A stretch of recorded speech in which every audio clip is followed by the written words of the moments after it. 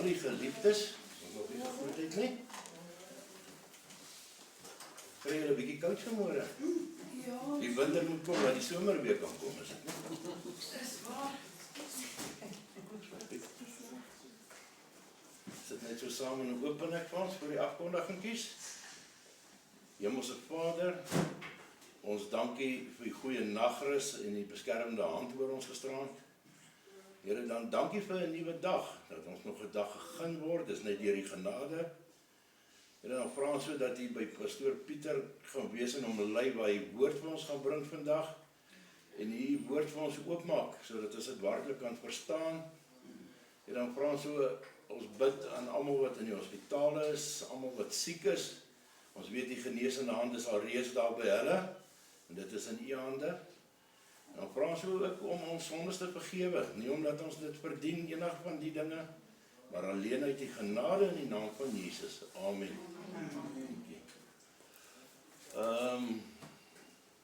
Hemelvaart is in die week. Ek het gehoor, pastoor Pieter bring vir ons 'n hemelvaart boodskapie vandag. En dan volgende Sondag gaan ons, kom ons begin by Woensdag. Woensdag aand bid hier. Die week het ons uitgestel, want ons het die koue het ons mos skielik gevang. Maar ek glo die Woensdag gaan reg wees. 6 uur daar by kleinste kamertjie. En dan volgende Sondag gaan ons inleiding van die raad hê, van 'n nuwe pastoor. En dan gaan ons ook nagmaal hou. So ons gaan 'n nagmaaldiens hê volgende Sondag. So,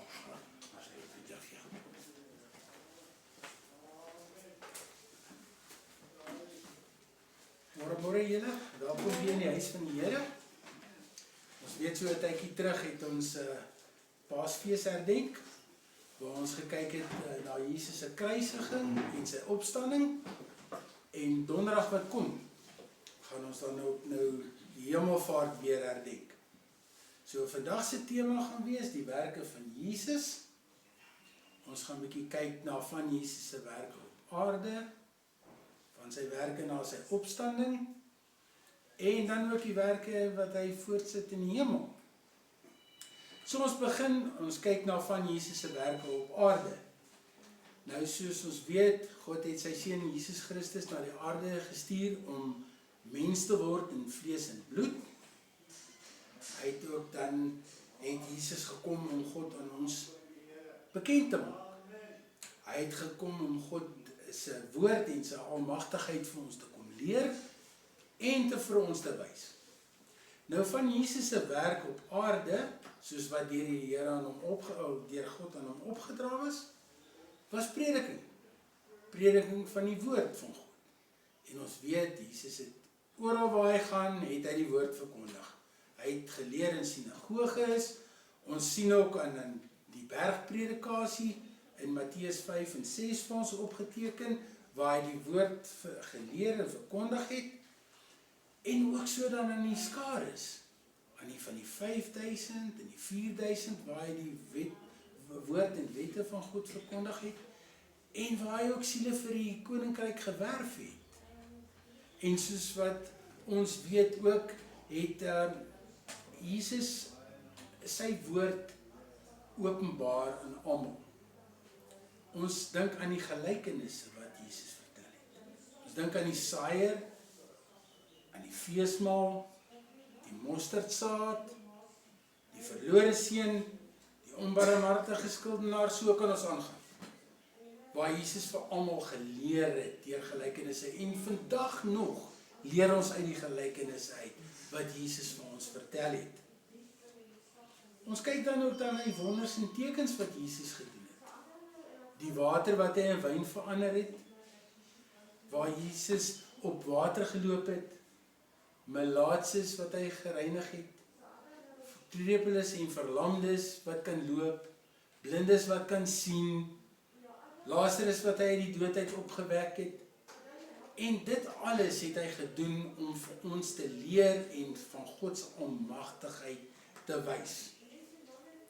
Maar nou weet ons ook, soos Jesus se bediening na einde se kant toe gekom het, het hy begin om sy disippels voor te berei op sy kruisiging. maar hy het hulle net op sy kruisiging voorberei nie. Kom ons kyk Matteus 17 verse 22 en 23. En terwyl hulle in Galilea rondgaan, het Jesus vir hulle gesê, die seun van die mens sal oorgelewer word in die hande van die mens. En hulle sal hom doodmaak en op die 3de dag sal hy opstaan. En hulle het baie bedroef geword. So Jesus het ook sy dood en sy opstanding aan sy disippels bekend gemaak. Maar nou gaan kyk ons in Johannes 17 vers 6 en 26 en ons sien daar dat Jesus alreeds met sy werk wat hy in die hemel gaan voortsit het, hy hier op aarde begin. En ek lees vir ons verse 8 en 9. Want die woorde wat U my gegee het, het ek aan hulle gegee en hulle het dit ontvang en waarlik erken dat ek van U uitgegaan het en hulle het geglo dat U my gestuur het. Ek bid vir hulle. Ek bid nie vir die wêreld nie, maar vir die wat U my gegee het, omdat hulle aan U behoort. Hier het hy alreeds begin vir ons voorspraak maak, hier op aarde, vir die werk wat hy in die hemel gaan voortsit. Ons weet toe dat Jesus gekruisig is, en hy het vir ons van ons sondes verlos, maar belangrik, Jesus het gekom om die dood te oorwin. As ons kyk Hebreërs 10, 19 en vers 20. Terwyl ons dan broeders vrymoedigheid het om in die heiligdom in te gaan deur die bloed van Jesus, op die nuwe en lewendige weg wat hy vir ons ingewy het, deur die voorhangsel heen, dit is sy vlees. Nou ons weet, die voorhangsel, dit is mos die gordyn tussen die heilige en die allerheiligste van die tempel, het met Jesus se dood ons middel deurgesteek. As 'n teken dat ons nou vrye toegang tot God die Vader en tot Jesus kan hê. Ons hoef dus nou nie meer deur priesters te aanbid nie. Soos in die Ou Testament, waar hulle offergawes gebring het na die tempel, soos graan en diere, wat hulle geoffer het, om hulle dan nou van hulle sondes te verlos. Nee, Jesus het homself vir ons sondes laat offer. Ons lam, wat vir ons sondes betaal het. Nou so dan, het die werke wat Jesus op aarde kom doen het, wat deur sy Vader aan hom opgedra was, tot 'n einde gekom. Dit was dan volbring. Nou kyk ons na Jesus se werke na sy opstanding. En ons weet op die Sabbatdag, die 3de dag na Jesus se dood, het Maria Magdalena en Jesus se ma Maria na die graf gegaan, waar 'n engel aan hulle verskyn het en vir hulle gesê het, maar julle soek vir Jesus. Hy het klaar opgestaan, hy is nie meer hier nie. Nou, op verskeie geleenthede het Jesus homself openbaar na sy opstanding. En dit is vir ons in die skrif aangeteken. Ons sien Johannes 20 vers 14 en 50 en 15 het hy aan Maria Magdalena hom geopenbaar. 1 Korintiërs 15 vers 5 aan Cephas, wat ons weet Petrus, en die 12 disippels. En in Lukas 24 vers 36 tot 39 aan die disippels, Matteus 28 vers 16 by die berg in Galilea aan die 11 disippels. Ons weet Judas was nie meer daar nie. En in 1 Korintiërs 15 vers 5 tot 8 verskyn Jesus aan 500 broers. Jakobus, al die apostels en laastens aan Paulus. Nou kan ons onsself vra, maar hoekom die verskynings? Kom het Jesus hom openbaar. Dit is sodat hulle kon glo in die opstanding en dat hulle kon glo in alles wat Jesus voor die kruisiging vir hulle geopenbaar het en ook vir hulle geleer het, sodat hulle nou daadwerklik kan glo dat Jesus Christus die Seun van God is. Ons sê mos altyd sien is glo. Dit is 'n magtige gereedskapstuk wat Jesus in sy disippels se hande gesit het, om met sy bediening te kan voortgaan, om die woord verder te kan verkondig, want hulle het gesien, hy het opgestaan, hy lewe, hy is waaragtig. Nou Jesus het dan ook dan so in die laaste 40 dae voor sy hemelvaart, het hy vir die disippels opdragte gegee. Maar daar is een belangrike belofte wat hy aan hulle gemaak het. En ons sien dit in Johannes 16 vers 7. Maar ek sê vir julle die waarheid. Dit is vir julle voordelig as ek weggaan. Want as ek nie weggaan nie, sal die trooster nie na julle kom nie. Maar as ek weggaan, sal ek hom na julle stuur. So voordat Jesus die aarde verlaat het om tot sy wederkoms by sy Vader in die hemel te wees, het hy mos die Heilige Gees oor sy disippels uitgestort. En tot vandag toe nog ontvang die wat Jesus aangeneem het as hulle verlosser en saligmaker, die Heilige Gees. Sodoende maak Jesus dan 'n einde aan die sondige praktyke. Hoe is dit moontlik? Deur die Heilige Gees wat nou in ons woon. Want daagliks is die Heilige Gees daar vir ons te waarsku. Wow, wat jy nou doen is nie reg nie. En dit is ook waarom ons dan die hemelvaart nou gaan herdenk weer. Is om dankie te sê vir die Heilige Gees wat Jesus vir ons gestuur het. Om by ons te wees tot ons wederkoms. En om ons te help. En in ons te woon. In Handelinge 2 vers 1 tot 4 sien ons dat die disippels almal bymekaar was vir die Pinksterfees. Toe Jesus sy gelowige volgelinge met die Heilige Gees vervul het. Vandag nog vier ons Pinkster. Ons weet, as terwyl Paasfees word vandag nog so gevier.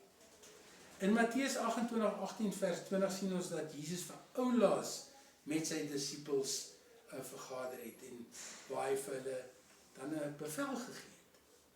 En hy het hulle beveel en gesê, julle moet my woord wat ek vir julle geleer het, met julle in stand hou. En dan in Lukas 24 vers 50 sien ons dat Jesus het sy hande opgehef.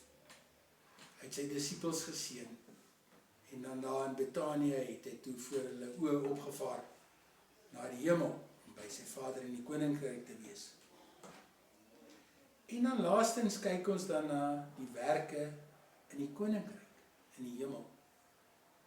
Johannes 14 vers 1 tot 3 staan vir ons geskrywe, laat julle harte nie ontsteld word nie. Glo in God en glo ook in my. In die huis van my Vader is daar baie wonings. As dit nie so was nie, sou ek dit vir julle gesê het. Ek gaan om vir julle plek te berei. En as ek gaan en vir julle plek berei, kom ek weer en sal julle na my toeneem, sodat julle ook kan wees waar ek is. Nou Jesus kon nie langer in Filees op die aarde bly nie, want sy werke was voltooi hierso. Daarom moes hy opvaar na sy Vader se koninkryk in die hemel, om sy werk daar te gaan voortsit. Nou ons almal weet, as ons met vakansie gaan, dan moet ons eerstens ons moet besluit waar gaan ons heen. En dan kontak ons daai mense en ons sê vir hulle, hoorie, ek kom op so 'n dag en so 'n tyd, kom bietjie vakansie hou, kan jy vir my 'n plekkie kry. Vir my 'n plekkie reg kry. En so dan is ons die dag daar aankom, is daar vir ons 'n plek. Daar's 'n plek gereed en beskikbaar. Nou net so sal dit wees die dag as ons saam met Jesus opgaan na ons woonplek daar. Want Jesus gaan vir almal wat se naam in die boek van die Lam geskrywe staan 'n plek berei. So sien julle geliefdes, ons plekkie is klaar gereserveer. Hy is klaar bespreek. Dis net vir ons, as ons daar kom, is hy daar. Met Jesus die hemelvaart het hy nie verdwyn en weggeraak of in die geheim opgevaar nie. Nee, Jesus wou seker maak dat sy volgelinge weet dat hy weggaan. Nie soos toe hy opgestaan het waar hy net verskyn en verdwyn het nie. Nou kan sy disippels weet dat Jesus se belofte van die Heilige Gees regtig vervul sou word. En nou dat Jesus aan die regterhand van God die Vader sit, tree Jesus vir ons in by die Vader. Gevolglik nou is ons aanvaarbaar vir ons Vader en is ons nou mede-erfgename van die koninkryk. In 1 Johannes 2 vers 1 en 2, my kinders, ek skryf hierdie dinge aan julle, dat julle nie moet sondig nie. En as iemand gesondig het, Ons het 'n voorspraak by die Vader. Jesus die regverdige.